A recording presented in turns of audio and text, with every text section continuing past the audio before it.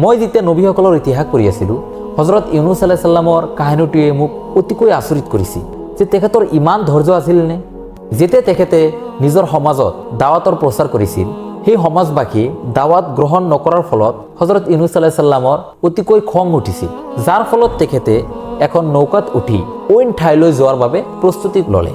আৰু যেতিয়া নৌকাত উঠিলে, নৌকাত উঠাৰ পিছত সেই নৌকাখন গধুৰ হৈ গ'ল, যাৰ ফলত নৌকা ডুবিবলৈ আৰম্ভ কৰিলে। তেতিয়া সেই নৌকাবোৰত থকা মানুহবোৰে সিদ্ধান্ত ল'লে যে লটাৰী যাৰ নাম আহিব তেখেতক সমুদ্ৰত পেলাই দিয়া হ'ব। এই সিদ্ধান্ত লোৱাৰ পিছত হজৰত ইউনুছ আলাইহিছ সালামৰ নাম যেতিয়া লটাৰীত আহিল, তেখেতক সমুদ্ৰত পেলাই দিয়া হ'ল। আৰু সমুদ্ৰত পৰাৰ পিছত এটি বিশাল ৰূপৰ মাছে তেখেতক খাই পেলালে।